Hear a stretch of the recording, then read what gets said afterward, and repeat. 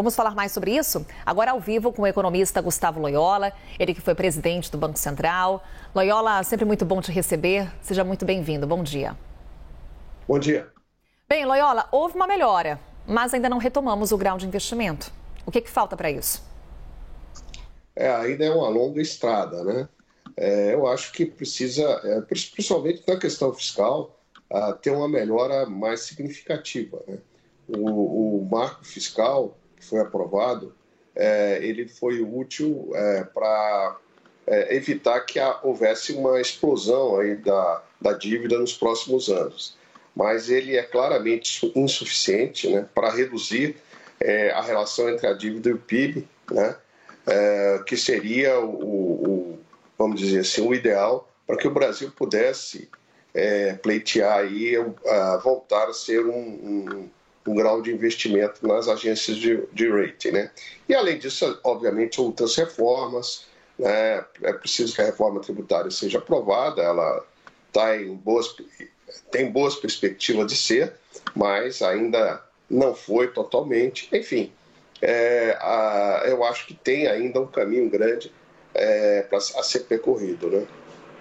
Agora, Loyola, já havia essa expectativa dessa melhora na avaliação da agência, mas quando a gente olha, por exemplo, para o arcabouço fiscal, que ainda está no Congresso, quando a gente olha para a reforma tributária, que também ainda depende de aprovação no Senado, há uma avaliação de que essa reconsideração da nota do Brasil ela foi precipitada? Eu não diria que foi precipitada, mas claramente ela surpreendeu nesse momento, né? Eu acho que a grande maioria dos economistas esperávamos que isso poderia vir depois da aprovação da reforma tributária e mais adiante, né? Talvez para o final do ano, início do ano que vem. Então, desse modo, houve uma certa surpresa, né? Agora, as agências de rating, elas de alguma forma, elas tentam antecipar também um pouco a trajetória, tá? Então, eu diria que, de fato, a Fitch ela se adiantou um pouco, né? Ela corre algum risco com esse upgrade aí do Brasil, mas acredito que o rating novo ele não é tão bom assim, ou seja, apesar de ter havido uma melhora, o rating novo, o BB, ele é ainda num grau especulativo, ou seja, o Brasil está muito longe ainda de chegar naquele patamar em que as contas públicas têm que estar mais bem ajustadas, que você tem que ter uma perspectiva de crescimento mais sustentável do que o país tem agora, né? Inclusive, Loyola, o ministro da Fazenda, Fernando Haddad, ele fez ali as suas considerações com relação a essa divulgação e atribuiu a melhora da avaliação à harmonia entre poderes. Em que medida a crise institucional atrasou e, quando observamos aí os últimos acontecimentos, a recuperação do rating do Brasil? E qual que é o peso dessa relação entre poderes na avaliação das agências?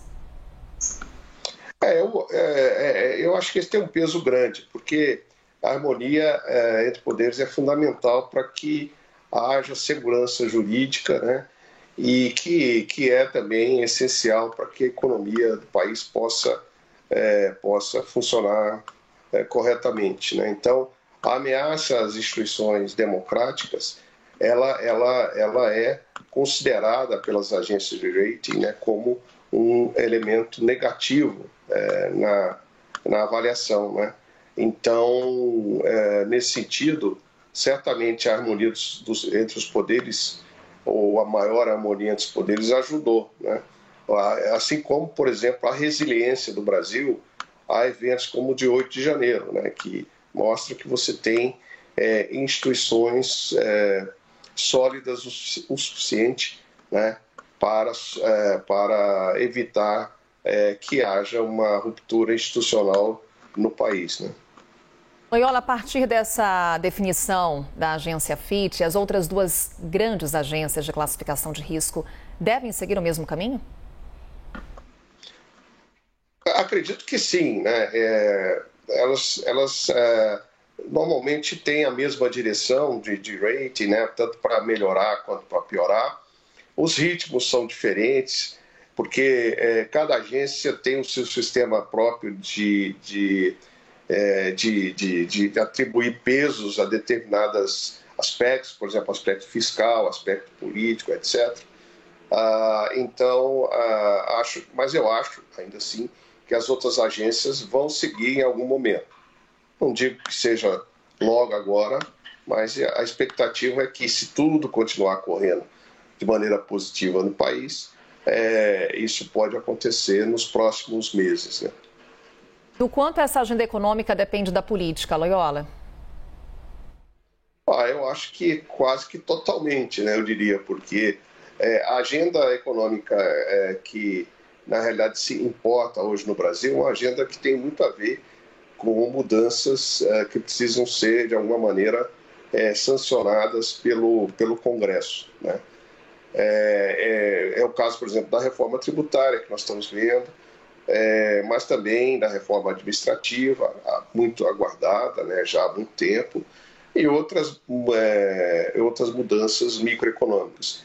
Eu diria até que o Congresso atual ele tem sido até uma espécie de guardião, né, de algumas conquistas, né, de administrações anteriores e que acabaram sendo ameaçadas, como, por exemplo, a questão do marco do saneamento, né, em que claramente o Congresso rejeitou o decreto do presidente, né, que mudava a essência da reforma que havia sido feita pelo Congresso